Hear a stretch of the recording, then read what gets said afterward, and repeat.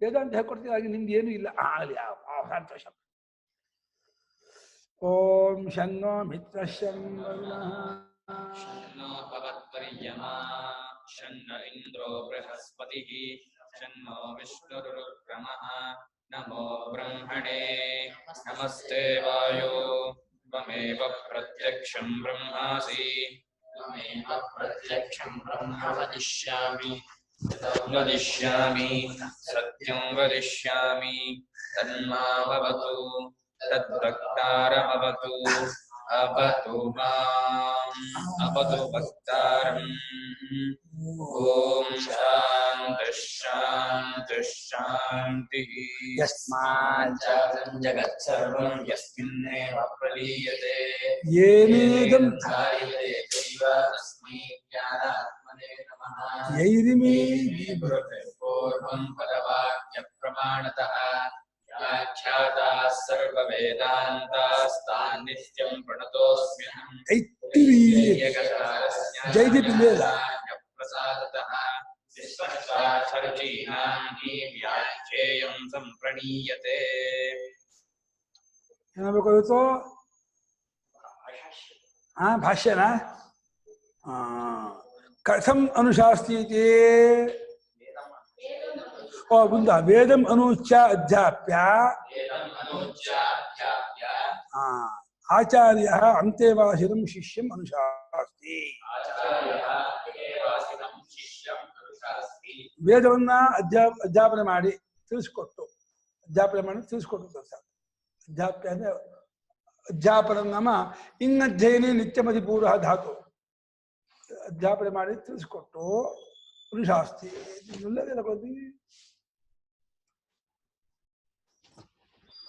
ಓಡುತ್ತದೆ. ಅಲ್ಲಿ ಅನು ಉಚ್ಚಾದಿದೆ. ಅದು ಬರೀ ಶಬ್ದ ಮಾತ್ರ ಹೇಳ್ಕೊಡಲ್ಲ ಗುರು. ಹೇಳ್ಕೊಟ್ಟಾಗ ಶಬ್ದ ಮಾತ್ರ ಹೇಳ್ಕೊಟ್ರು, ಕೊನೆಗೆ ಅರ್ಥಾವಬೋಧ ಪರ್ಯಂತಂ ವೇದಾಧ್ಯಯನ ಸ್ಥಿತಿ ಹೀಗೆ ಬಿಡಿದ್ದಾರೆ. ಅರ್ಥಜ್ಞಾನ ಪರ್ಯಂತವಾಗಿ ವೇದಾಧ್ಯಯನ ಮಾಡಿಸ್ಕೊಟ್ರು ಅನ್ನೋದನ್ನೇ ಅನು ಅಧ್ಯಾಪ್ಯ ಅಂತ. ಅನುಚ್ಛ ಅಂದ್ರೆ ಅರ್ಥಪಾದ ಪರ್ಯಂತ ಅಂತ್ಯವಾಸಿಯಾಗಿರೋ ಶಿಷ್ಯನನ್ನ ಅನುಶಾಸ್ತಿನ ಗ್ರಂಥಗ್ರಹಣಾತ್ ಅನು ಪಶ್ಚಾತ್ ಶಾಸ್ತಿ ತದರ್ಥಂ ಗ್ರಾಹಯತಿ ಇತ್ಯರ್ಥ. ವೇದಾಧ್ಯಯನವನ್ನು ಮುಂಚೆ ಮಾಡಿಸಿ ಆಮೇಲೆ ಸಂಸ್ಕೃತ ವ್ಯಾಕರಣ ಮೀಮಾಂಸಾದಿಗಳನ್ನು ಹೇಳ್ಕೊಟ್ಟು ವೇದಾರ್ಥವನ್ನು ಕೂಡ ಹೇಳ್ಕೊಡ್ತಾನೆ. ಅಲ್ಲಿವರೆಗೂ ವಿದ್ಯಾಭ್ಯಾಸ, ಅದು ಒಂದು ಹಂತ. ಆಮೇಲೆ ವೇದಾಂತ ಅಭ್ಯಾಸ ಇದೆಯಲ್ಲ, ಅದು ಎರಡನೇ ಹಂತ. ಅದು ಈ ವೇದಾಂತಾಭ್ಯಾಸ ಇದಕ್ಕೆ ಸೇರಿದ್ದಲ್ಲ. ಈ ಪೂರ್ವಕಾಂಡ ಉತ್ತರಕಾಂಡ, ಪೂರ್ವಮೀಮಾಂಸಾ ಉತ್ತರ ಮೀಮಾಂಸಾ ಅಂತ. ಪೂರ್ವಮೀಮಾಂಸಾ ಒಂದು ಭಾಗ, ಅಲ್ಲಿ ಪೂರ್ಣ ಸ್ವಶಾಖಾಧ್ಯಯನ, ವೇದ ಅಂಗಾಧ್ಯಯನ, ವೇದಾರ್ಥಾಧ್ಯಯನ, ಶ್ರೌತಾಧ್ಯಯನ ಎಲ್ಲ ಬರ್ಬಿಡುತ್ತೆ. ಅದನ್ನು ಅಧ್ಯಯನ ಮಾಡಿ ಆಮೇಲೆ ಅದರ ಅರ್ಥವನ್ನು ತಿಳಿಸ್ಕೊಟ್ಬಿಟ್ಟು ಆಮೇಲೆ ಅನುಶಾಸನ ಮಾಡ್ತಾನಂತೆ, ಉಪದೇಶ ಮಾಡ್ತಾನಂತೆ. ಅಥೋ ಅವಗಮ್ಯತೆ ಅಧೀತ ವೇದಸ್ಯ ಧರ್ಮ ಜಿಜ್ಞಾಸಾಂ ಅಕೃತ್ವಾ ಗುರುಕುಲಾತ್ ನ ಸಮಾವರ್ತಿತವ್ಯಂ ಇತಿ. ಒಂದು ರೂಲ್ಸ್ ತಗೊಂಡ್ಬರ್ತಾ ಇದ್ದಾರೆ ಶಂಕರಾಚಾರ್ಯರು. ಇಷ್ಟು ಹೇಳಿದ್ರಿಂದ ಏನ್ ಗೊತ್ತಾಗತ್ತೆ ಗೊತ್ತಾ? ವೇದವನ್ನು ಅಧ್ಯಯನ ಮಾಡಿದಂತಹ ಶಿಷ್ಯನು ಅಧೀತ ವೇದಸ್ಯ ಅಧೀತಃ ವೇದ ಏನ ಸಹ ವೇದಾಧ್ಯಯನ ಮಾಡಿದಂತಹ ಶಿಷ್ಯನು, ವೇದಾಧ್ಯಯನ ಆಯಿತು, ನನಗೆ 7 ಕಾಂಡ ಅಧ್ಯಯನ ಆಯಿತು, ಬ್ರಾಹ್ಮಣ ಆಯಿತು, ಪುರಪ್ರಯೋಗ ಆಯಿತು, ನಾನು ಹೋಗ್ತೀನಿ ಪೌರೋಹಿತ್ಯ ಮಾಡಿ ಹೋಗುವ ಹಾಗಿಲ್ಲ, ಬರೋಲ್ಲ. ಯಾಕೆಂದ್ರೆ ಧರ್ಮ ಜಿಜ್ಞಾಸ ಅಕೃತ್ವ ಅಂದ್ರೆ ಅಗ್ನಿಹೋತ್ರಾದಿ ಅಶ್ವವೇದಾಂತ ಯಜ್ಞ ವಿಚಾರವನ್ನು ಮತ್ತು ಧರ್ಮಶಾಸ್ತ್ರಾಧ್ಯಯನವನ್ನು ವೇದಾರ್ಥವನ್ನು ವೇದಾಂಗಗಳನ್ನು ಅಧ್ಯಯನ ಮಾಡದೆ ಹೋಗೋ ಹಾಗಿಲ್ಲ. ಅದಕ್ಕೆ ಒಂದು ಗುರುಕುಲ ಅಂತ ಹೇಗಿರ್ಬೇಕು ಅಂದ್ರೆ 14 ವಿದ್ಯೆ ಇರ್ಬೇಕಂತೆ, ಅವಾಗ ಅದು ಗುರುಕುಲ ಅನ್ಸ್ಕೊಳ್ತಂತೆ. 14 ವಿದ್ಯೆ ಯಾವ ಗುರುಕುಲದಲ್ಲಿ ಪಾಠ ನಡೆಯುತ್ತೋ ಅದು ನಿಜವಾದ ಗುರುಕುಲ, ಮಹಾಕುಲ ಗುರುಕುಲ ಅಂತ ಹೇಳ್ತಾರೆ. ಅಂಗಾನಿ ವೇದಾಶ್ಚತ್ವಾರ ಮೀಮಾಂಸಾ ನ್ಯಾಯ ವಿಸ್ತರಂ ಪುರಾಣಂ ಧರ್ಮಶಾಸ್ತ್ರಂಚ ವಿದ್ಯಾಹೇತಾಶ್ಚತುರ್ದಶ. ಈ 14 ವಿದ್ಯೆಯನ್ನು ಕಲ್ತ್ಕೊಂಡ್ಮೇಲೆ ಅವನಿಗೆ ಗೇಟಿನ ಹೊರಗೆ ಬರೋಕೆ ಅಧಿಕಾರ. ಅಲ್ಲಿಂದ ಗೇಟಿನ ಹೊರಕ್ಕೆ ಬರೋ ಹಾಗಿಲ್ಲ, ಅವನು ಗೇಟ್ ಒಳಗೆ ಇರಬೇಕು. ಅವನು ವರ್ಷ ಗಣಪತಿ ಹಬ್ಬಕ್ಕೆ ಹೋಗ್ತೀನಿ, ದೀಪಾವಳಿಗೆ ಹೋಗ್ತೀನಿ, ಯುಗಾದಿ ಅದೆಲ್ಲ ಇಲ್ಲ. ಗುರುಕುಲಕ್ಕೆ ಒಂದ್ಸಲ ಎಂಟ್ರ್ ಆಗ್ಬಿಟ್ರೆ ಮಾತು ಅದೇ ಸಮಾವರ್ತನೆಯಲ್ಲೇ ಹೊರಗೆ ಬರೋದೇ ಹೊರತು ಅಲ್ಲೇ ಆಟ ಆಡ್ಬೋದು, ಅಲ್ಲೇ ಜಗಳ ಮಾಡ್ಬೋದು, ಕಾಂಪೌಂಡ್ ಹೊರಗೆ ಬರೋಕೆ ಅವಕಾಶವೇ ಇಲ್ಲ. ಹಂಗಿತ್ತು ವಿದ್ಯಾಭ್ಯಾಸ. ಅಲ್ಲೇ ಅಲ್ಲ, ಲಾಡ್ಜಿಂಗ್ ಬೋರ್ಡಿಂಗ್ ಎಲ್ಲ 14 ವರ್ಷ. ಅವ್ರು ಹೇಳೋದು 12 ವರ್ಷ 14 ವರ್ಷ ಆಗತ್ತೆ. ಚೆನ್ನಾಗಿರುತ್ತೆ. ಕೌತ್ಸ ಅಂತ ಹೇಳಿ ವರತಂತು ಶಿಷ್ಯ, ಅವನು 14 ವಿದ್ಯೆಯಲ್ಲಿ ಪಾರಂಗತನಾಗ್ಬಿಟ್ಟ ಕೌತ್ಸ ಮಹರ್ಷಿಗಳ ಭರತಂತು ಮಹರ್ಷಿಗಳ ಉಪದೇಶದಿಂದ. ಎಷ್ಟು ಪಟಿಂಗನಾಗ್ಬಿಟ್ಟ ಅಂದ್ರೆ ಅಷ್ಟನ್ನು ಒಪ್ಪಿಸ್ತಾ ಇದ್ದಾನೆ. 14 ವಿದ್ಯೆಯನ್ನು ಕೂಡ ವಾಚೋ ವಿಧೇಯ ಒಪ್ಪಿಸುವಷ್ಟು ಪಟ್ಟರೆ ನಿಪುಣ ಆಗ್ಬಿಟ್ಟಿದ್ದಾನೆ. ಗುರುಗಳಿಗಂತೂ ಅದು ಅಪಾರ ಸಂತೋಷ. ಅವನ ವಿಷಯಕ್ಕೆ ಎಷ್ಟು ಖುಷಿ ಆಗ್ಬಿಟ್ಟಿದೆ ಅಂದ್ರೆ ನಿಜವಾದ ಶಿಷ್ಯನ ಹೀಗಿರ್ಬೇಕಪ್ಪ ಅಂತ ಖುಷಿ ಆಗಿದೆ. ಪುಣ್ಯಾತ್ಮ ಹೋಗುವಾಗ ಗುರುದಕ್ಷಿಣೆ ಕೊಟ್ಟು ಹೋಗ್ಕೊಂಡಿದೀನಿ ಹೇಳಿ ಗುರುದಕ್ಷಿಣೆ ಕೊಟ್ಟು ಪರವಾಗಿಲ್ಲ ಕಣ, ಏನ್ ಕಣ, ಇಲ್ಲ ಗುರುಗಳೇ ಕೊಡ್ಬೇಕು ಹೋಗಿದೆ. ಬೇಡ ಕಣ, ಎಂತ ಮಾರ ಕಲ್ತ್ಕೊಂಡು ಸಾಕು, ಹೋಗು ಚೆನ್ನಾಗಿ ಅಧ್ಯಯನ ಮಾಡ್ಕೊಂಡು ಅಧ್ಯಯನ ಮಾಡಿಸೋ. ಇಲ್ಲ ನಾನು ಗುರುದಕ್ಷಿಣೆ ಕೊಟ್ಟೆ ಹೋಗ್ಬೇಕು, ನಂಗೆ ಇದಾಗಲ್ಲ ಅಂತಂದ. ಸಿಟ್ಟು ಬಂದ್ಬಿಡ್ತು ಗುರುಗಳಿಗೆ. ಅಲ್ಲ ನಾನು ಕಲ್ಸ್ ವಿದ್ಯೆಗೆ ನೀನು ಇದು ಕೊಡ್ತೀಯಾ ಅಂತ ಅಂದ್ಬಿಟ್ಟು ಗುರು ನೀವು ಏನಿಂದ.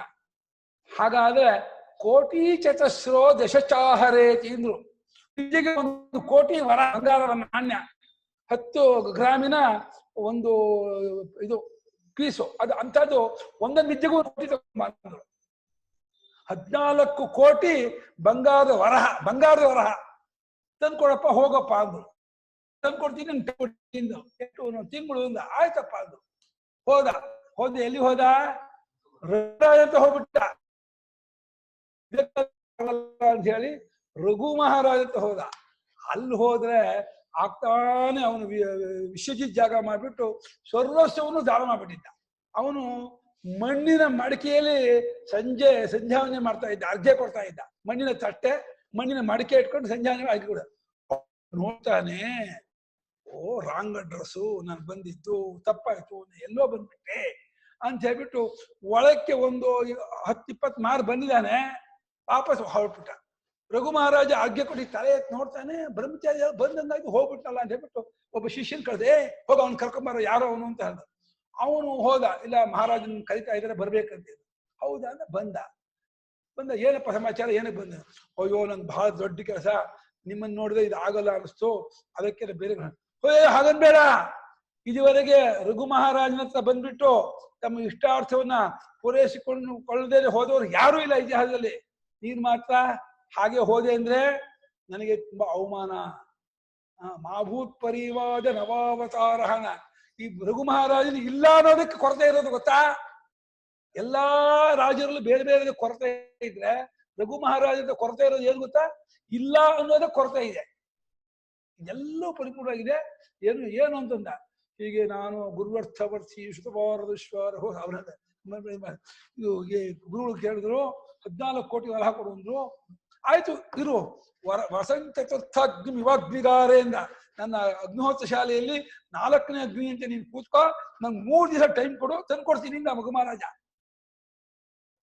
ತಂದ್ಕೊಡ್ತೀನಿ ಇಂದ ಏನ್ ಮಾಡುದು? ರಾತ್ರಿ ಯೋಚನೆ ಮಾಡ್ತಿದ್ದಾನೆ, ಏನ್ ಮಾಡುದು? ಎಲ್ಲ ಕೊಟ್ಬಿಟ್ಟಿದ್ದೀನಿ, 14,000 ಬಂಗಾರದ ಹತ್ತು ಕೊಡುದು, ನೀನು ಹುಡುಗಾಟವೇ ಅಂತ ಹೇಳಿ ರಾತ್ರಿಯಲ್ಲಿ ಯೋಚನೆ ಮಾಡ್ಬಿಟ್ಟು ತೀರ್ಮಾನ ಮಾಡ್ದ. ನಾಳೆ ಕುಬೇರನ ಮೇಲೆ ದಂಡಕ್ಕೆ ಹೋಗ್ತೀನಿ, ಕುಬೇರನ ಮೇಲೆ ಯುದ್ಧಕ್ಕೆ ಹೋಗ್ತೀನಿ, ಇನ್ನು ಕುಬೇರನೇ ಸರಿ ಇದಕ್ಕೆ ಅಂತ ಹೇಳ್ಬಿಟ್ಟು ಹೇಳಿ ಕಳಿಸ್ಬಿಟ್ಟ. ಇದನ್ನ ಕುಬೇರನಿಗೆ ಹೇಳಿ ಕಳಿಸ್ಬಿಟ್ಟು ವರದಿ ಹೋಯ್ತು, ಈಗ ರಘು ಮಹಾರಾಜ ನಿಮ್ಮ ಮೇಲೆ ಯುದ್ಧಕ್ಕೆ ಬರ್ತಾ ಇದ್ದಾನಂತೆ ಅಂತ. ಕುಬೇರನಿಗೆ ಹೆದರಿಕೆ ಆಗ್ಬಿಡ್ತು. ಯಾಕಂತೆ, ಏನಾಯ್ತು, ಯಾಕೆ ಯುದ್ಧ ಮಾಡ್ಬೇಕು, ಏನ್ ಸಮಾಚಾರ ಎಂತ ಹೇಳಿ ಮತ್ತೆ ಇನ್ನೊಬ್ಬನ ಹೇಳಿ ಕಳಿಸ್ದ. ಹೇಗೆ ಕಳ್ಬಿಟ್ಟು ಏನಂತ, ಯಾಕೆ ಯುದ್ಧಕ್ಕೆ ಬರ್ತಿದ್ದೀರಾ ಏನು ಅಂತ, ಹೀಗೆ ಸಂಪತ್ತು ಬೇಕಾಗಿದೆ ಅಂತ ಎಲ್ಲ ಅಷ್ಟೇ ತಾನೆ, ಅದಕ್ಕೆ ಯುದ್ಧಕ್ಕೆ ಬರ್ಬೇಕಾಗಿಲ್ಲ, ಎಲ್ಲ ಕೊಡ್ತೀನಿ ಹೇಳ್ಬಿಟ್ಟು ಕುಬೇರ ಅಷ್ಟು ಬೊಕ್ಕಸ ಭಂಡಾರಕ್ಕೂ ಬಂಗಾರ ಸುರಿಸ್ಬಿಟ್ಟ. ಎಲ್ಲ ಇಡೀ ಬೊಕ್ಕಸ ಭಂಡಾರ ಬಂಗಾರ ನಾನು ಸುರಿಸ್ಬಿಡ್ತು. 3 ಕರೆದ, ನೋಡಪ್ಪ ತಗೊಂಡು ಹೋಗಪ್ಪ ಗುರು. ನಾನು ಹಂಗೆ ತಗೊಂಡೋಗಲ್ಲ, ನೀ ಎಣಿಸ್ಕೊಡ್ಬೇಕು, ನಂಗೆ ಒಂದೇ ಒಂದು ನಾನೇ ಹೆಚ್ಚಬೇಡ, ನಂಗೆ 14 ಕೋಟಿನ 14 ಕೋಟಿ ಅಷ್ಟೇ, 14 ಕೋಟಿ ಪ್ಲಸ್ 1 ಬೇಡ ಅಂದ. ರಘು ಮಹಾರಾಜ ಅದನ್ನ ಕೆಲಸ, ಒಂದು 40-50 ಜನರನ್ನ ಒಂದು 5-6 ಮಾರ ಎಣಿಸ್ಬಿಟ್ಟು ಅದನ್ನ ಬೇರೆ ಇಟ್ಬಿಟ್ಟು ಒಂಟೆ ಮೇಲೆ, ಕುದುರೆ ಮೇಲೆ, ಆನೆ ಮೇಲೆ, ಎಲ್ಲ ಮೇಲೆ ಸಾಗಿಸಿ ಕೊಟ್ಟು ಕಳಿಸ್ಕೊಟ್ಟ. ಹೋಗ್ಬಿಟ್ಟು ಸಂಜೆ ಹೊತ್ತು ಹೋಗಿದ್ದಾನೆ, ಸಂಜೆ 4 ಗಂಟೆ ಹೊತ್ತು ಹೋಗಿದ್ದಾನೆ. ಹೊರತಂತು ಗುರುಗಳೇ, ನೀ ಹೇಳಿದಂತಹ ಇದನ್ನು ಗುರುದಕ್ಕೆ ತಂದಿದ್ದೀನಿ, ಎಲ್ಲಿ ಇಡ್ಲಿ ಇಂದ. ಗುರುಗಳು ಆಶ್ಚರ್ಯ, ಏನು ನೀನು ತಂದ್ಬಿಟ್ಟು ನಿಜವಾಗ ತಂದಿದೀನೋ ಹಾಗೆ ಅಂತ. ಹೌದು ಗುರುಗಳಿಂದ ತುಂಬ ಹೊಡೆದ್ಬಿಟ್ಟು ಗುರುಗಳು ನೋಡ್ತಾರೆ, ಬಂದ್ಬಿಟ್ಟಿದೆ ಕುದುರೆ ಮೇಲೆ ಒಂಟೆ ಮೇಲೆ ಎಲ್ಲ. ಸೂರ್ಯ ಇಲ್ಲೇ ಅಂದ್ರು. ದೊಡ್ಡ ಅಂಗಳ ಇತ್ತು ಆಶ್ರಮದ ಮುಂದೆ. ಸುರಿದು ಬಿಟ್ರೆ 15 ಅಡಿ ಎತ್ತರದ ಒಂದು ರಾಶಿ ಬಂಗಾರದು ಸುರಿದು ಬಿಟ್ಟಿದ್ದಾನೆ ಬಂಗಾರ. ಗುರುಗಳೇ ಬರ್ತೀನಿ ನಾನು ಇನ್ನು ಅಂದ, ನಮಸ್ಕಾರ ಮಾಡ್ದೆ ಹೊರಟೋಗ್ತಾ ಇದ್ದ. ಇವಾಗ ಗುರುಳ ತಲೆನೋವು, ಏನ್ ಮಾಡ್ಬೇಕು ಇದನ್ನ?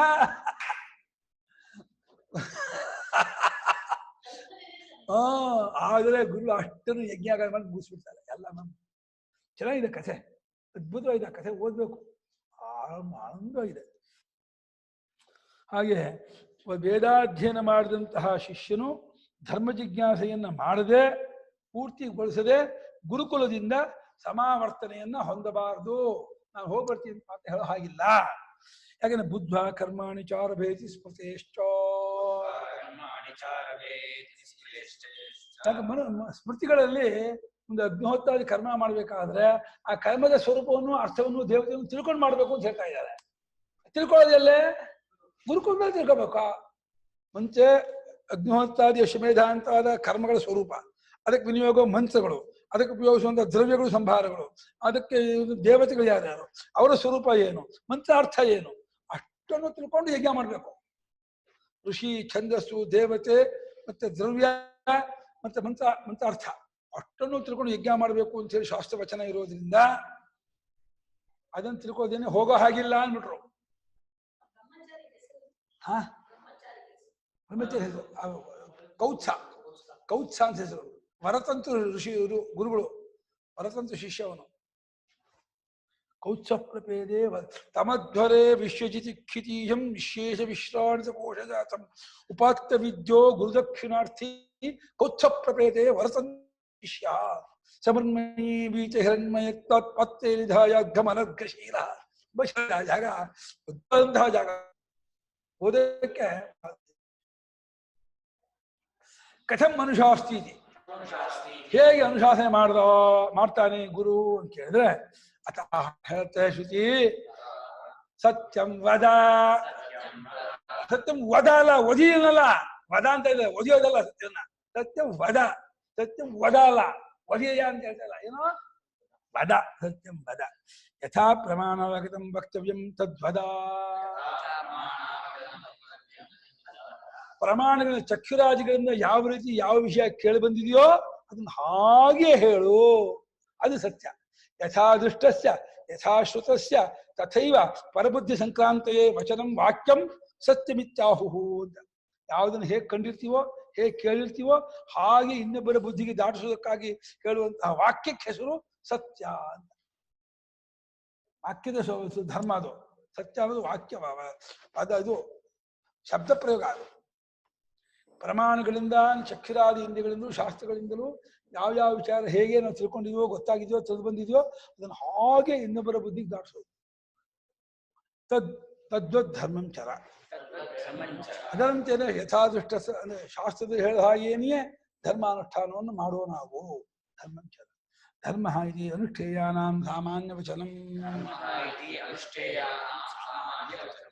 ಧರ್ಮ ಬರೀ ಒಂದು ಯಾವುದೋ ಸಂಧ್ಯಾ ವಂದನೆ, ದೇವ್ರ ಪೂಜೆ ಅಂತ ಅನ್ಕೊಂಡು ಹೇಳ್ತಾ ಇದ್ದಾರೆ ಅನ್ಕೋಬೇಡಿ.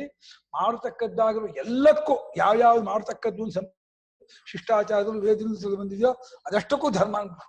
ಸಂಧ್ಯಾ ವಂದನೆ, ಅಗ್ನಿಕಾರ್ಯ, ವೇದಾಧ್ಯಯನ, ದೇವ ಪೂಜೆ, ಬ್ರಹ್ಮಯಜ್ಞ, ಆಮೇಲೆ ಅಗ್ನಿಹೋತ್ರ, ಅತಿಥಿ ಅಭ್ಯಾಸ ಪೂಜೆ, ಶ್ರಾದ್ದಾದಿಗಳು, ಭವ್ಯ ಕವ್ಯ, ಎಲ್ಲವೂ ಧರ್ಮಾನುಷ್ಠಾನವೇ.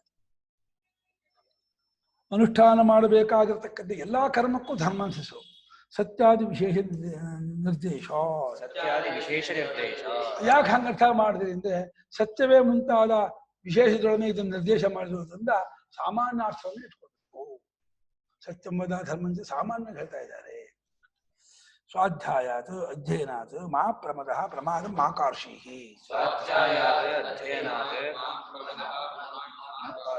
ಸ್ವಾಧ್ಯಾಯದಿಂದ ಅಂದ್ರೆ ಅಧ್ಯಯನದಿಂದ. ಅಧ್ಯಯನ ಅಂದ್ರೆ ವೇದಾಧ್ಯಯನವನ್ನೇ ಅಧ್ಯಯನ ಅನ್ನೋದು. ವೇದಾಧ್ಯಯನದಿಂದ ಪ್ರಮಾದವನ್ನ ಅಂದ್ರೆ ಮೈ ಮರೆಯೋದು, ಕೇರ್ಲೆಸ್ನೆಸ್, ಅದನ್ನು ಹೊಂದಬೇಡ, ಎಚ್ಚರಿಕೆ ತಪ್ಪೋದು. ಎಚ್ಚರಿಕೆ ತಪ್ಪೋದು ಅನ್ನೋದನ್ನ ಹೊಂದಬೇಡ. ಅದಕ್ಕೆ ಅಯ್ಯೋ ಮಾಡಿದ್ರಾಯ್ತು, ಅಯ್ಯೋ ತಿಳ್ಕೊಂಡ್ರಾಯ್ತು, ಅಯ್ಯೋ ಯಾರು ಮಾಡ್ತಾ ಹಾಗಂತ ಸೋಮಾರ್ಥ ಮಾಡ್ಕೋಬೇಡ ಅಂತ. ಆಚಾರ್ಯಾಯ ಆಚಾರ್ಯಾರ್ಥಂ ಇಯಂ ಇಷ್ಟಂ ಧನಂ ಆಹರ್ತ್ಯ ಆನೀಯ ದತ್ವಾ ವಿದ್ಯಾ ನಿಷ್ಕ್ರಯಾರ್ಥಂ ಆಚಾರ್ಯೇಣ ಚ ಅನುಜ್ಞಾತಃ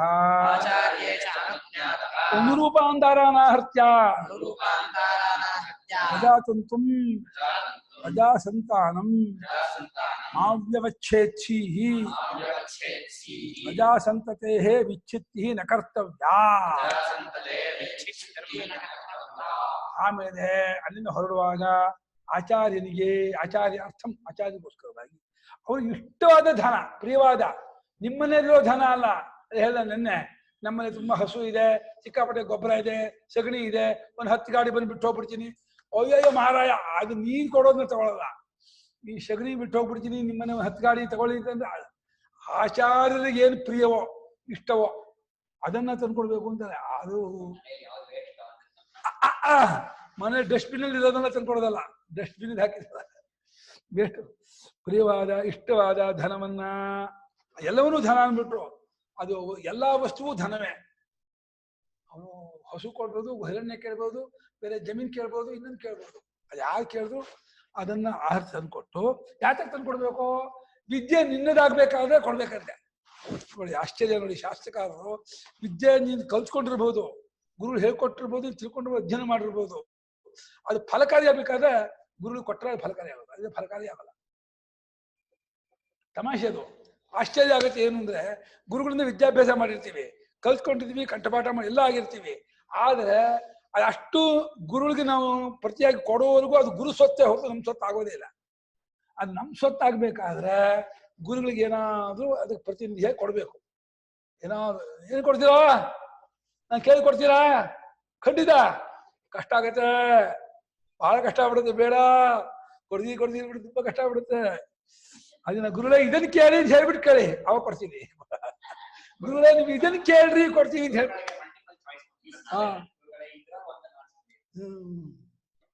ಆಯ್ತು. ಆಚಾರ್ಯ ಪ್ರಿಯವಾದ ಇಷ್ಟವಾದ ಧನವನ್ನು ಆಹತ್ಯಕರು ಯಾರಿಗೆ ವಿದ್ಯಾ ನಿಷ್ಕ್ರಯ ವಿದ್ಯೆಯನ್ನು ಕೊಂಡುಕೊಳ್ಳುವುದಕ್ಕೋಸ್ಕರವಾಗಿ ಅದನ್ನ ಕೊಟ್ಟು, ಆಚಾರ್ಯ ಕೊಟ್ಟು, ಆಮೇಲೆ ಆಚಾರ್ಯ ಅನುಮತಿ ತಗೋಬೇಕಂತೆ. ಕಣ್ಣಾಗ ಓಡ್ ಹೋಗ್ಬಾರ್ದು, ಹಿಂಬಾಗಿಲಿಂದ ಓಡ್ ಹೋಗ್ಬಾರ್ದು, ಅನುಮತಿ ತಗೊಂಡು ನಮಸ್ಕಾರ ಮಾಡಿ ಆಶೀರ್ವಾದ ತಗೊಂಡು ಹೋಗ್ಬೇಕು. ಅನುಜ್ಞಾತಃ ಅನುಜ್ಞೆಯನ್ನು ಪಡೆದವನಾಗಿ ಆಮೇಲೆ ಅನುರೂಪಾಂಧಾರಾನಾಹರ್ತ್ಯ, ಅನುರೂಪ ನಿನ್ನ ವಂಶಕ್ಕೂ ಕುಲಕ್ಕೂ ನಿನ್ನ ಸ್ವಧರ್ಮಕ್ಕೂ ಹೊಂದಗಡೆ ಆಗುವಂತಹ ಹೆಂಡತಿಯನ್ನು ತಂದ್ಕೋಬೇಕು. ಅವರು ಗೌತಮರು ಸುಂದರೀಂ ಭಾರ್ಯ ಮದುವೆ ಮಾಡಿದ್ದಾರೆ. ಸುಂದರಿ ಅಂತ ಹುಡುಗಿ ಮದುವೆ ಆಗು, ಯಾರನ್ನಾಚ ಮದುವೆ ಆಗಬೇಡ. ಅಲ್ಲಲ್ಲ, ನಮ್ಮ ಇವರು ಸೂತ್ರಕಾರ ಇವರು ಹಿಂದಿನ ಋಷಿಗಳು ರಾಜಕುಮಾರಿಯನ್ನೇ ಮದುವೆ ಆಗ್ತಿದ್ರು. ಎಲ್ಲರೂ ಯಾರು ರಾಜಕುಮಾರಿ ಮದುವೆ ಆಗೋದು ಎಂತ ಇವ್ರಿಗೆ? ರಾಜಕುಮಾರಿ ಮದುವೆ ಆಗ್ಬಿಟ್ಟು ಬ್ರಾಹ್ಮಣ ಹುಡುಗಿ ಮದುವೆ ಆದ್ರೆ ಯಾರೋ ಅದೇ ಕಾಲೋಚಿತ ಅಧ್ಯಯನ ಮಾಡಿದ್ರು ಇರ್ತಾರಲ್ಲ, ಅವ್ರು ಮಾಡ್ಕೊಳ್ಬೇಕು ಅಷ್ಟೇ. ಬರೀ ಕಾಲೋಚಿತ ಅಧ್ಯಯನ ಮಾಡಿದವರು, ಬೇರೆ ಅಧ್ಯಯನ ಮಾಡಿದವರು ಬ್ರಾಹ್ಮಣ ಹುಡುಗಿ ಬರಬೇಕು. ಒಳ್ಳೆ ಜಾಸ್ತಿ ಜಾಗ್ಯವಲ್ಕೆ ಅಂತವರು ಒಳ್ಳೊಳ್ಳೆ ರಾಜಕುಮಾರಿಯನ್ನು ಮದುವೆ ಆಗೋರು. ಇನ್ನೇನು ಮಾಡೋದು, ಹೊಡೆದು ಹಡಗು ಹೊಡಿಬೇಕು ಅಂತ ಅವ್ರ ಪ್ಲಾನ್ ಅವ್ರದ್ದು. ಸುಂದರಿ ಭಾರ್ಯ ಮುದ್ದೆ ಹೇದಂತೆ. ಸುಂದರಿಯ ಅಂತ ಹುಡುಗಿಯನ್ನ ಇವಾಗ ಕೇಳಕ್ ಹೋದ ವೈದಿಕರು ಕೆನ್ನೆ ಹೊಡೆ ಕಳಿಸ್ತಾರೆ. ಆಂಟೋನ ಕಟ್ಕೊಂಡು ಹುಡುಗಿ ಕಳ್ಕೊಂಡಿದ್ದಾನೆ, ಹೋಗ ಇಲ್ಲಿಲ್ಲ ಅಂತಾನೆ. ಆಂಟೋನ ತಲೆ ಆಂಟೋನ ಇದೆಯಲ್ಲ, ಆಂಟೋನ ಇರೋದಿಲ್ಲ, ಆಂಟೋನ ಇಟ್ಕೊಂಡು ಹುಡುಗಿ ಕಳ್ಕೊಂಡಿದ್ದಾನೆ, ಹೋಗೋ ಇಲ್ಲಿಂದ ಅಂತ ಹೇಳ್ಬಿಟ್ಟು ಏನಪ್ಪಾ ಅಂದ್ರೆ ನೆನ್ನೆ ಜನದ ಹಲಸನನ್ನ ಇದ್ರೆ ಅದನ್ನ ಹಾಕೊಡ್ತಾರೆ, ಪಟ್ಟೆ ಅಡಿಕೆ ಪಟ್ಟೆ ಹಾಕೊಟ್ಟು ಬೇಕಾದ್ರೆ ತಗೊಂಡು ಹೋಗ್ಕೊಡ್ತಾರೆ. ಅನುರೂಪವಾಗಿರ್ತಕ್ಕಂಥ ನಿನ್ನ ಕರ್ಮಕ್ಕೆ ಅನುಷ್ಠಾನಕ್ಕೆ ಅನುಗುಣವಾಗಿರ್ತಕ್ಕಂತಹ ಪತ್ನಿಯನ್ನು ತಂದುಕೊಂಡು ಮದುವೆಯಾಗಿ ಆಮೇಲೆ ಮಕ್ಕಳ ಸಂತತಿಯನ್ನ ನೀನು ತುಂಡು ಮಾಡಬೇಡ. ಅಂದ್ರೆ ಮಕ್ಕಳನ್ನು ಪಡ್ಕೊಳ್ಳುವನಾಗಬೇಕು. ಪ್ರಜಾ ಸಂತತಿ ಯಾವ ಕಾರಣಕ್ಕೂ ಮಾಡ್ಕೋಬೇಡ. ಅಕಸ್ಮಾತ್ ಅನುತ್ಪದ್ಯಮಾನೇಪಿ ಪುತ್ರೇ ಪುತ್ರಕಾಮ್ಯಾದಿ ಕರ್ಮಣ ತದುತ್ಪತ್ತು ಯತ್ನಃ ಕರ್ತವ್ಯ ಇತ್ಯಭಿಪ್ರಾಯ. ಅಲ್ಲ, ನಮ್ ಸ್ವಾತಂತ್ರ್ಯ ಇಲ್ವಲ್ಲ, ಮದುವೆನೂ ಆಗ್ಬಿಡ್ಬೋದು, ಮಕ್ಕಳಾಗೋದು ನಮ್ ಸ್ವಾತಂತ್ರ್ಯ ಇಲ್ವಲ್ಲ ಅಂತಂದ್ರೆ ಹೌದು. ಅಕಸ್ಮಾತ್ ಮದುವೆಯಾಗಿ ಮಕ್ಕಳಾಗದೆ ಹೋದ್ರೆ ಪುತ್ರಕಾಮೇಷ್ಟಿ ಯಾರು ಯಾಗವನ್ನಾದ್ರೂ ಮಾಡಿ ಮಕ್ಕಳನ್ನ ಪಡ್ಕೋ, ಮಕ್ಕಳನ್ನ ಪಡ್ಕೊಳ್ಳದೆ ಇರಬೇಡ. ಎಷ್ಟೇ ಕಷ್ಟ ಏನ್ ಜಪವೋ ವ್ರತವೋ ನಿಯಮವೋ ಯಜ್ಞ ಆಗಾದ್ರು ಏನೇನಿದೆಯೋ ಮಕ್ಕಳನ್ನ ಪಡ್ಕೊಳ್ಳೋಕೆ ಅದಷ್ಟನ್ನೂ ಉಪಾಯವನ್ನು ಕೈಗೊಂಡವನಾಗಿ ಮಕ್ಕಳನ್ನ ಪಡ್ಕೋ. ಯಸ್ಯ ಪುತ್ರೋ ಅಜಾತ ಸ್ಯಾತ್ ತೇಜಸ್ವೇವಾಸ್ಯ ಬ್ರಹ್ಮವರ್ತಿಸಿ ಪುತ್ರೋ ಜಾಯತೆ. ಯಸ್ಯ ಪುತ್ರೋ ಜಾತ ಸ್ಯಾತ್ ತೇಜ ಏವಾಸ್ಮಿನ್ ಬ್ರಹ್ಮವರ್ಚಸಂ ದಧಾತಿ. ಇದು ಋಣ ತೀರ್ಸಕ್ಕೋಸ್ಕರ ಮಕ್ಕಳು ಹುಟ್ಟುತ್ತಾರೆ ಅಂತ ಅದು ನಿಜಾನಾ? ಏನ ಋಣತ್ರಯ? ಹೌದು, ಹುಟ್ಟುವಾಗ್ಲೇನೆ ಋಣತ್ರಯ. ಜಾಯಮಾನೋವಿ ಬ್ರಾಹ್ಮಣ ತ್ರಿಭಿರ್ಣವಾಜ ಇದೆ ಮೂರು, ಅದು ತೀರ್ಸ್ಕೋಬೇಕು ಅವರು. ಅಲ್ಲ, ಹಾಗಿದ್ರೆ ಈಗ ಯಾರಿಗಾದ್ರೂ ಮಕ್ಕಳು ಇಲ್ಲ ಅಂದ್ರೆ ಅವ್ರಿಗೆ ಯಾವ ರೀತಿ ಋಣ ಇಲ್ಲ ಅಂತ ಅರ್ಥ ಮಾಡ್ಕೋಬಹುದಲ್ವಾ? ಆಗಲ್ವಾ? ಋಣ ತೀರ್ಲಿಲ್ಲ ದಿವಸ ಋಣ ಇಲ್ಲ ಅಂದ್ರೆ ಅದಕ್ಕೆ ಮಕ್ಕಳಾಗಲಿಲ್ಲ. ಅದಕ್ಕೆ ಇದೇ ಹೇಳಿದಲ್ಲ, ಪುಸ್ತಕಾಮೇಷ್ಟೇ ಯಜ್ಞ ಆಗಾದ್ರಿಂದ ಅದು ಮಾಡಿ ಪಡ್ಕೊಳ್ಳೇಬೇಕು. ಋಣ ತೀರೋದೇ ಇಲ್ಲ. ಅದು ಉತ್ಪತ್ತಿಗಾಗಿ. ಅದು ಬರೀ ಹೆಣ್ಮಗು ಆಯ್ತು ಅಂದ್ರೂ ಆಗಲ್ಲ. ಕೆಲ ಶಾಸ್ತ್ರ ಗಂಡು ಮಗು ಆಗೋವರೆಗೂ ಬಿಡೋ ಹಾಗಿಲ್ಲ. ಗಂಡು ಮಗು ಪಡ್ಕೊಂಡಾಗ ಮಾತ್ರ ನಿಮಗೆ ಋಣತ್ರಯ ತೀರತ್ತೆ ಹೊರತು ಬರೀ ಹೆಣ್ಮಗು ಅಂತಂದ್ರೆ ನಿಮ್ಮ ಪಿತೃಗಳು ಬಿದ್ರು ನರಕಕ್ಕೆ, ಅವರಿಗೆ ಗತಿ ಆಗಲಿಲ್ಲ ಅಂತಲೇ ಅರ್ಥ. ಲುಪ್ತ ಪಿಂಡೋದಕ ಕ್ರಿಯಾ ಪತಂತಿ ಪಿತರೋ ಶೇಷಾಂ ಲುಪ್ತ ಪಿಂಡೋದಕ ಕ್ರಿಯಾ. ಯಾವ ಗಂಡ್ಮಕ್ಳಿಲ್ಲ ಅಂತ ಆಯ್ತು ಅವರಿಗೆ ಸ್ವಧಾ ತರ್ಪಣ ಪಿತೃ ಕೊಡದೇ ಇದ್ದಾಗ ಅವರೆಲ್ಲರೂ ಕೂಡ ದುರ್ಗತಿ ಆಗ್ಬಿಡುತ್ತೆ, ಎಲ್ಲ ಅಧೋಗತಿ ಹೋಗ್ಬಿಡ್ತಾರೆ. ಕೇಳಿಸ್ತಾ ಇಲ್ಲಪ್ಪ?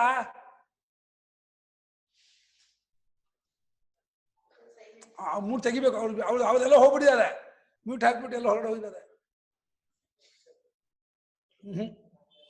ತದರಿ ಆಗಲಿ. ಅದರ ಉತ್ಪತ್ತಿಗಾಗಿ ಮಕ್ಕಳನ್ನು ಪಡ್ಕೊಳ್ಳೋ ವಿಷಯದಲ್ಲಿ ಬಹಳ ಎಚ್ಚರಿಕೆ ಇದ್ಕೊಂಡಿದ್ದು. ಅಮ್ಮ ತೆಗಿಬೇಕಂತ ಇದನ್ನ ಮ್ಯೂಟನ್ನ ನಾಗರಾಜ್ ಅವರಿಗೆ.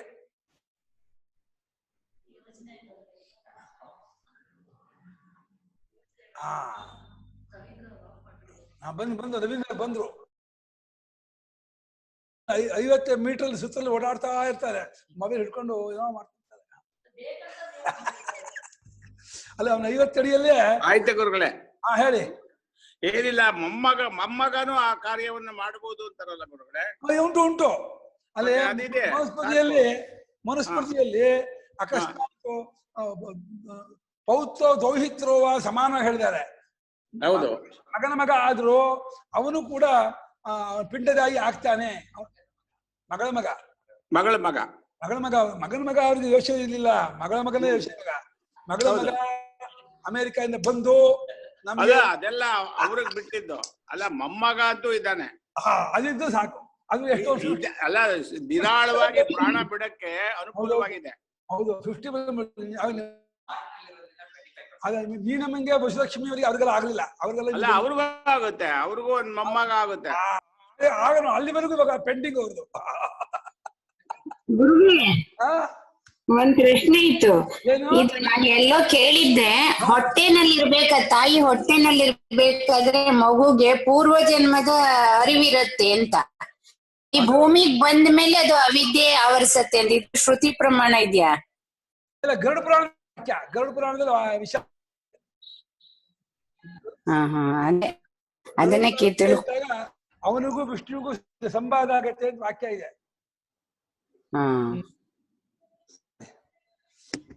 ಆಮೇಲೆ ಪ್ರಜಾತಿತ್ವ ನಿರ್ದೇಶಿತ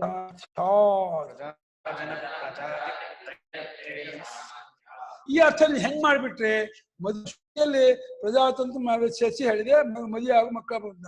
ಅದಾದ್ರೂ ಪುಸ್ತಕಾಮೇಷ್ಟಿ ಮಾಡ್ಲೇಬೇಕು ಅಂತ ಹೆಂಗ್ ಹೇಳಿದ್ರಿ ಅಂದ್ರೆ, ಮುಂದೆ ಪ್ರಜಾತಿ ಸ್ವಾಧ್ಯಾಯ ಪ್ರವಚನೀಚ, ಪಶ್ಚ ಸ್ವಾಧ್ಯಾಯ ಪ್ರವಚನೀಚ, ಪ್ರಜಾತಿಷ್ಠ ಸ್ವಾಧ್ಯಾಯ ಸೇರಿದ ಮಗನ ಧರ್ಮ ಮಾರ್ಗದಲ್ಲಿ ಇರಿಸಬೇಕು ಅಂತ ವಾಕ್ಯ ಇದೆ. ಮಗನನ್ನು ಧರ್ಮ ಮಾರ್ಗದಲ್ಲಿ ಇರಿಸಬೇಕು ಅಂತ ಆದ್ರೆ ಮಗನನ್ನು ಪಡ್ಕೋಬೇಕು ಅಂತ ಆಯ್ತು. ಆ ವಾಕ್ಯದ ಬಲದಿಂದ ಮಕ್ಕಳ ಆಗದೆ ಹೋದರೆ ಪುತ್ರಕಾಮೇಷ್ಟಿಯಾದ ಕರ್ಮವನ್ನಾದ್ರೂ ಮಾಡಿ ಮಕ್ಕಳನ್ನು ಪಡ್ಕೊಂಡೇ ಪಿತೃಋಣವನ್ನು ತೀರಿಸಬೇಕು. ಪೂರ್ವಜರಿಗೆ ಪಿಂಡ ಪ್ರದಾನ ಮಾಡುವಂತಹ ವಂಶೋದ್ಧಾರಕ ಬೇಕೇ ಬೇಕು. ವಂಶೋದ್ಧಾರಕ ಇಲ್ಲದೆ ಹೋದ್ರೆ ವಂಶಚ್ಛೇತ್ತ ಅಂತ ಹೆಸರು. ವಂಶಚ್ಛೇತ್ತ ಅಂತ ಆ ತಂದೆ ತಾಯಿಗೆ ಹೆಸರು ಬಂದ್ಬಿಡುತ್ತೆ. ವಂಶಚ್ಛೇತ್ತ ಮದಗ ಸುಖಕೈ ಚಂದ ದೇವೇಜ್ಯ ಪಾಪೈ ಅಂತ ಜ್ಯೋತಿಷಾಸ್ತ್ರದಲ್ಲಿ ಇವನು ವಂಶಚ್ಛೇದ ಅನ್ಸ್ಕೋತಾನೆ. ಕಂಟಕ, ವಂಶಕಾರಕ, ವಂಶವನ್ನು ಹಾಳು ಮಾಡಿದವನು ಅಂತ ಅವನಿಗೆ ಹೆಸರು ಬಂದ್ಬಿಡುತ್ತೆ. ಅವರಿಗೆ ತುಂಬಾ ಕೆಟ್ಟದಾಗಿ ಬೈದಿದ್ದಾರೆ. ಗಂಡು ಸಂತಾನ ಆಗದೆ ಹೋದ್ರೆ ಭಾರಿ ಅವರು ನಿಕೃಷ್ಟರು, ಹೀನರು, ದುರ್ಭಾಗ್ಯರು ಅವರು ಇವರು ಅಂತ ಹೇಳ್ಬಿಟ್ಟಿದ್ದಾರೆ. ಬಹಳ ಶಾಸ್ತ್ರದಲ್ಲಿ ತುಂಬಾ ನಿಂದೆ ಇದೆ. ಅನ್ಯಥಾ ಪ್ರಜನಶ್ಚ ಚೇತದೇಕಮೇವ ಅವಕ್ಷ್ಯತ.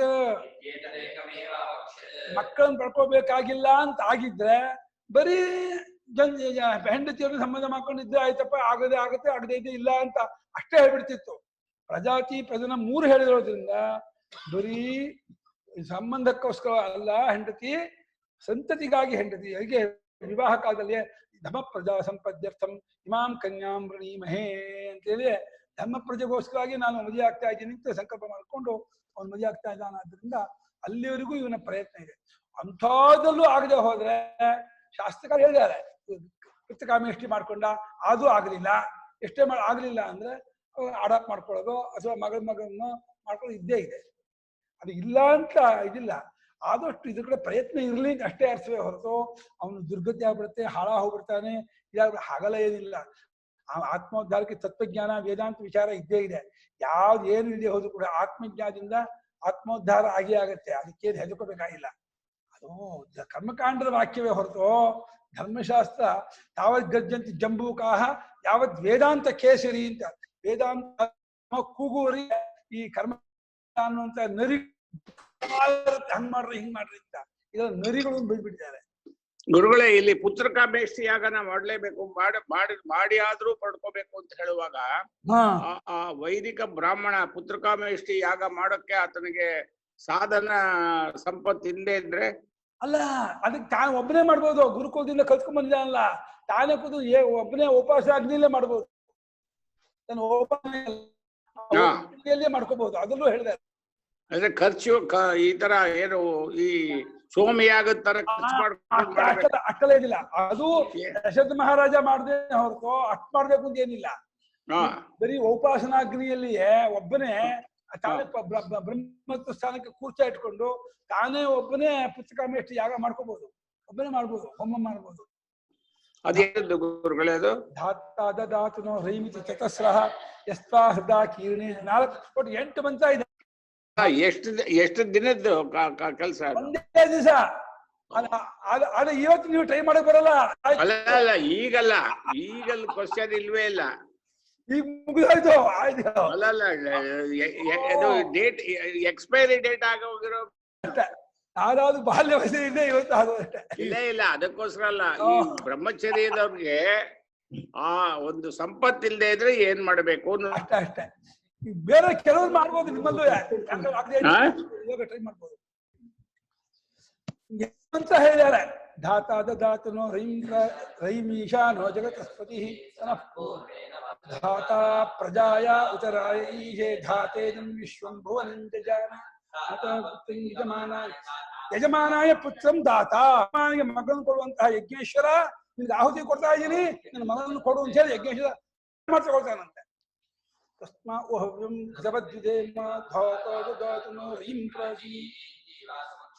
ಇರಲಿ, ನಾಳೆ ಹೇಳ. ಅನ್ಯಥ ಪ್ರಜನಶ್ಚ ಇತ್ಯಾದಿ ಅವಶ್ಯ ಆಯ್ತಾ. ಸತ್ಯಾನ್ನ ಪ್ರಮದಿತವ್ಯಂ, ಸತ್ಯದಿಂದ ಪ್ರಮಾದವನ್ನು ಹೊಂದಬಾರದು, ಮೈ ಮರಿಬಾರದು, ಹೇಳಿಕೆ ತಪ್ಪಬಾರದು. ವಿಸ್ಮೃತ್ಯಾಪಿ ಅಮೃತನ್ನ ವಕ್ತವ್ಯಂ, ಮರೆತೂ ಕೂಡ ಸುಳ್ಳನ್ನು ಹೇಳಬಾರದು. ಮನುಸ್ಮೃತಿಯಲ್ಲಿ ಸುಳ್ಳನ್ನು ಹೇಳುವನು ಜನ್ಮಾಂತದ ಮೂಕನ ಹುಡ್ತಾನೆ ಅಂತ ಹೇಳಿದ್ದಾರೆ. ವಾಗಿಂದ್ರಿಗೆ ದೋಷ ಬಂದ್ಬಿಟ್ಟು ಹುಟ್ಟುಬಿಡ್ತಾನೆ. ತುಂಬ ಸುಳ್ಳ ಬಹಳ ಅಪಚಾರ.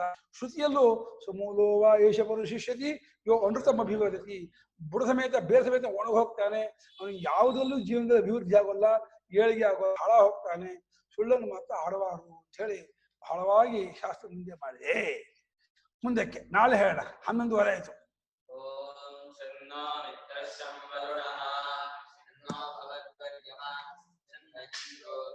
ನಮಸ್ಕಾರ ಗುರುಗಳೇ. ಒಳ್ಳೆಯದಪ್ಪ. ಸ್ವಸ್ಥ.